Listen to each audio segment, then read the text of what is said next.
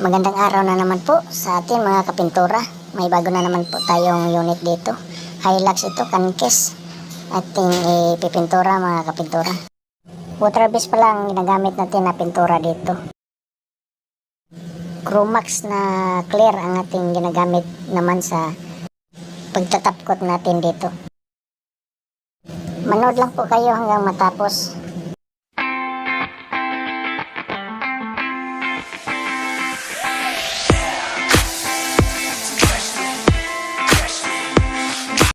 Pagkatapos pala ginagawa sa mga taga-tinsmith ay binigay na po sa amin. Kinuha po namin itong Cankes na sticker dahil may bago po ito ipapalit pagkatapos ng pagpipintura. Pagkatapos po ay lilihain na po natin ang may mga tama, yung mga dinikdik nila at saka yung mga may dent. Para po sa di nakaalam, bakit lilihain muna bago i-applyan ng masilya dahil para didikit po ang ating body filler. At kakapit naman po ng maigi ang ating body filler na ilalagay. Ang body filler naman na gagamitin natin ay 769R Chromax ang brand mga kapintura.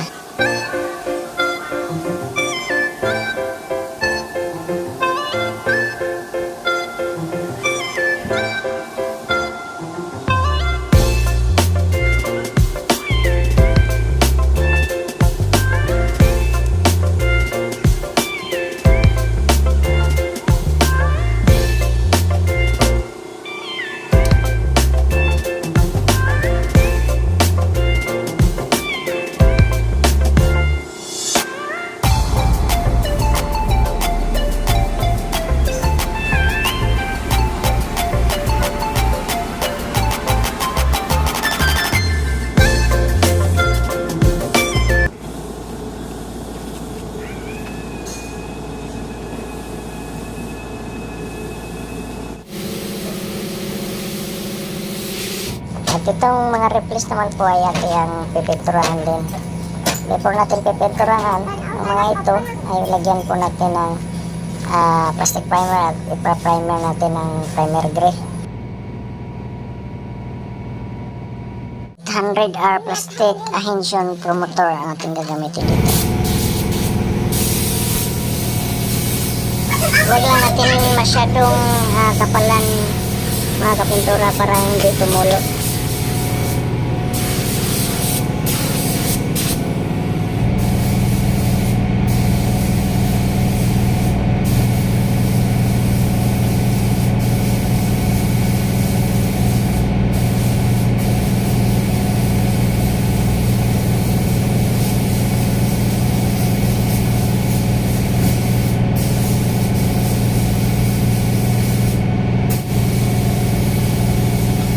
Ang primer na ating ginagamit dito mga kapintura ay BS4. So kalahati itim, kalahati din yung puti. Chromax din ang brand nito mga kapintura. Ito po yung code niya. Haluin lang po natin ang maigi mga kapintura.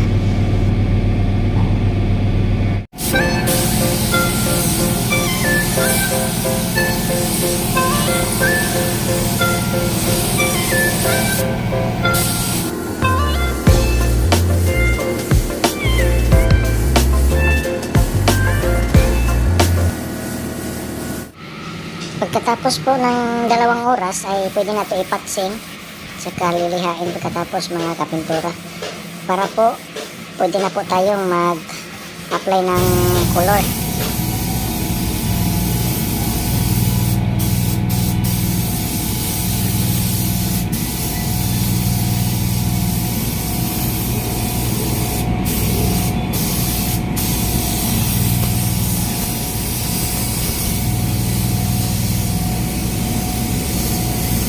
Ngayon po ay ating pong punasan sa ating kamay para mawala yung mga maliit na mga alikabok para pwede na po natin kulayan ito. Kung may taklot kayong mga kapintura, pwede rin nyo taklot gagamitin sa pagpunas mga kapintura. Pero aking kamay lang mga kapintura kasi madama po yung maliit na mga alikabok.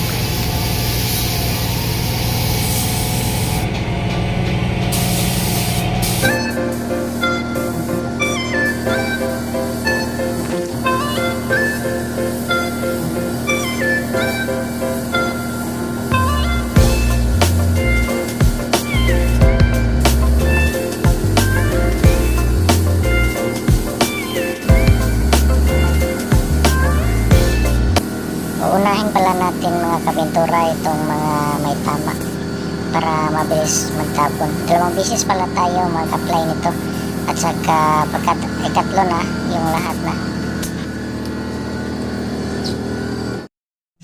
Pagkatapos naman ay ating gamitan ng heater mga kapintura para mabilis pong matuyo. 1 minuto lang po para hindi po masobrahan ang init mga kapintura. Ito naman ay pangalawang coating na natin mga kapintura at mukhang nakatabo naman.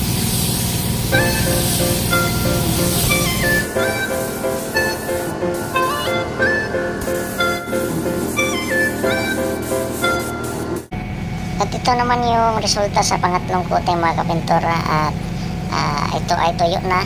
Natuyo na ang ating pintura at atin na naman itong applyan ng clear coat. At ito pa yung clear coat mga kapintura. Ang clear coat naman natin ginagamit mga kapintura ay Cromax. Ito po ay fast dry. At 30 minutes lang mga kapintura, pwede na natin itong ilabas dahil madali lang po itong matuyo.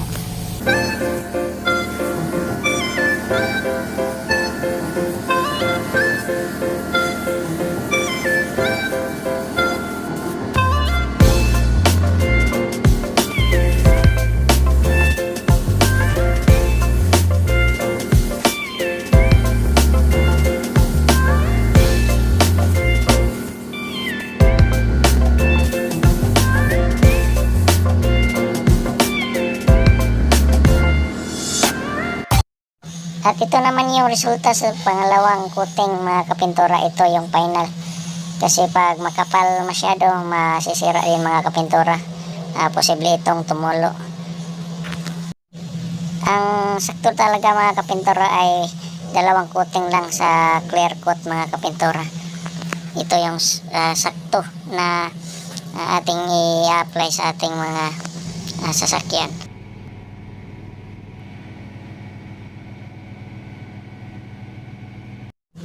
Isusunod naman natin ang pinturahan mga kapintura, itong replace. Ito po ay unang coating natin at saka 2 coating to mga kapintura.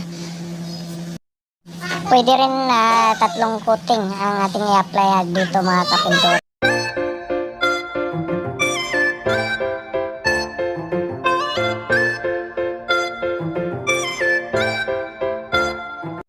Natapkot na pala ito mga kapintura at saka nilabas ko na kasi may pininturahan pa ako sa loob.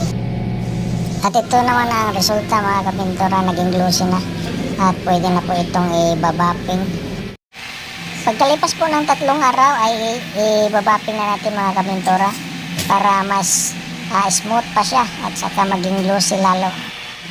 Before po natin binap ito mga kapintura ay nilihaan po natin ito ng number 1.5 at saka 2,000 at saka 3,000 yung panglas na liha. Sa pagbaba po mga kapintura, kailangan po maingat po tayo kasi kapag hindi po tayo maingat dito mga kapintura ay mapapanot po ito.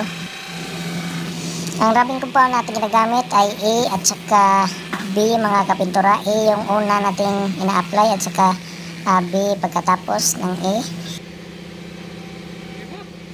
At sa wakas mga kapintura, ito na po yung resulta.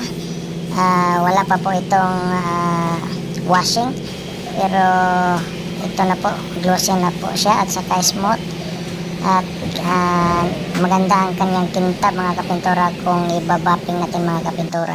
Paki-like, share, and subscribe na lang po mga kapintura at salamat po sa inyong mga panonood.